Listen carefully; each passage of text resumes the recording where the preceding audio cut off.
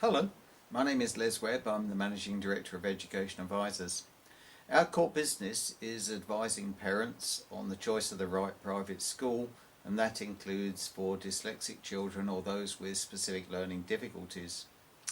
Now, when you approach a private school regarding the admission of your dyslexic child, invariably they will ask you as the first question, do you have a current educational psychologist report?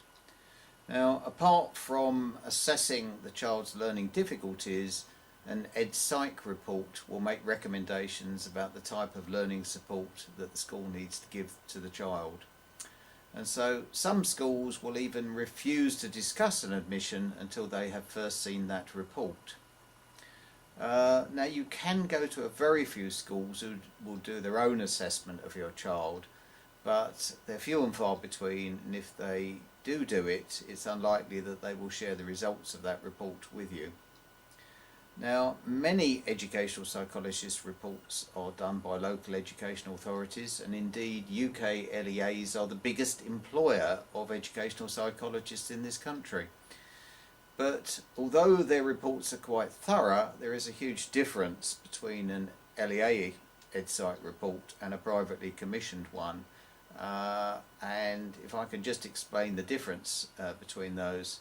Most parents will seek an LEA EdPsych report because they're aiming to get a statement of special educational needs via that report, and that may lead to private funding for private education via the local education authority. However, there are three problems with these reports. Firstly, it can take ages, months, even a year, to get an LEA to actually produce an educational psychologist to carry out that assessment. And secondly, it's now getting quite rare for an LEA to issue a statement with regard to a dyslexic child. And thirdly, most LEAs have a remit to find the cheapest possible solution to the education of special educational needs children. Therefore, if you can afford it, we wholeheartedly recommend that you retain a private educational psychologist to get your own report done as quickly as possible. Now, if you're going to do that, please ensure that you retain a chartered educational psychologist. Now, what does that actually mean? It means they must be a member of the BPS, which is the British Psychological Society, and that means they must have obtained a first degree at university in psychology, they must have undertaken BPS training, they must have completed a minimum experience requirement, and they must abide by the code of conduct of the BPS. Secondly, you need to ensure that they're a member of the Health Professions Council, or HPC for short. Thirdly, try to ensure that they are covering the age range of your child and also specialise in dyslexia. For example, there are some educational psychologists that specialise in teenagers or adults, and if you have a 7-year-old, that's not going to do you a lot of good. And above all else, make sure that they're a specialist in dyslexia. And fourthly and finally, if at all possible, make sure that the EdPsych comes recommended.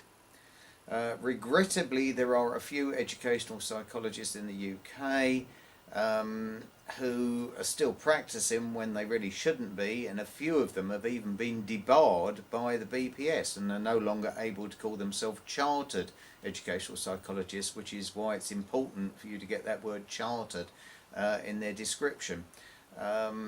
Sometimes a few of them have become a little elderly and simply haven't kept up to pace with current thinking. Doesn't mean to say that they didn't do a good job in the past. Now, there's a few other factors. For example, I won't personally deal with any educational psychologist who doesn't believe that diet isn't extremely important when it comes to the education of young children. Indeed, most specialist dyslexic schools that you can visit will go to great lengths to provide special lunches, snacks, drinks, because they realise how important diet is to the day-to-day learning of a child in terms of their behaviour and concentration. So, how do you actually find a chartered educational psychologist? Well, if you go onto the internet, or looking a number of books, they will recommend that you simply look at the directory of educational psychologists of the BPS, and you can actually see that online. The problem is there are thousands of them, and you need to find one that's a specialist in your age range, in your special educational need and in your area, and it's not that easy to draw down that list. So can I suggest that maybe you use the section of our website there. There is a section on how to find a chartered educational psychologist. If you fill in your details, then we'll give you a few names in your area. Now, we're not 100% recommending those educational psychologists, but most of the names there have been given to us by specialist dyslexic schools, and they use them simply because the quality of their reports is very good, and they provide them with the information in order that the schools can come up with the kind of educational support that each child needs. So we think that's quite a good recommendation in itself. Now, what does an EdPsych do when he or she does an assessment? Well, initially they're going to start possibly with sending you a questionnaire, and then they'll interview you and your child.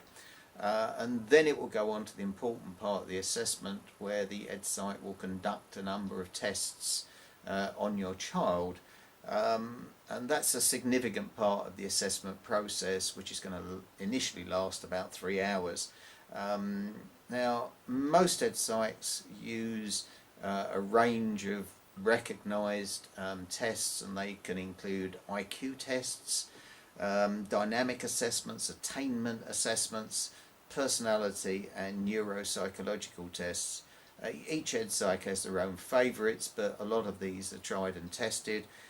One that you're likely to hear a lot is the WISC test. That's WISC, it stands for Wechsler Intelligence Scale for Children, and it's simply trying to measure the intelligence of your child against other children of the same age and development, to get a kind of a fix on where they are at the moment and what they might need to improve their performance. So having spent 3 hours initially with the educational psychologist, you'll typically go away, come back again at another appointment, which could last, for example, 30 minutes, in which time the educational psychologist is going to tell you their particular findings and their recommendations. Now, how much is this assessment going to cost you? Currently, assessments tend to cost in the range of maybe £300 to £600, depending on where you are in the country. Tends to be a bit higher in the London area. There the figure might be more in the range of 500, perhaps a little more. However, if you take into account that most private schools these days are costing in excess of £10,000 per annum, and indeed specialist dyslexic schools can sometimes cost in excess of £20,000 per annum, then maybe £500 isn't such a horrific figure when you consider it's so important to get the right assessment to help you choose the right school for your child. Now, as I mentioned before, many schools are going to want to see that report before they'll even consider whether they'll interview you and your child.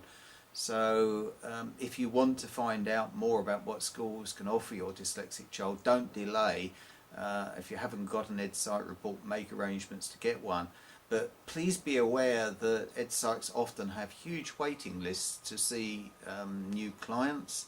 It can take anywhere from 2 weeks, which is actually quite optimistic, up to 3 months before you can get an assessment with some educational psychologists, particularly the better ones. So I would advise you don't delay. If you need some help, fill in that form that's on our website there about finding an educational psychologist, and we'll refer you to several of them straight away so that you can get on with getting that report. And also, if you need further help with advice on choosing the right school, please look at the website, see the section on advice on choosing a specialist dyslexic school, and we'll be most pleased to help you as soon as we can. So thank you for listening. I look forward to talking to you in the future.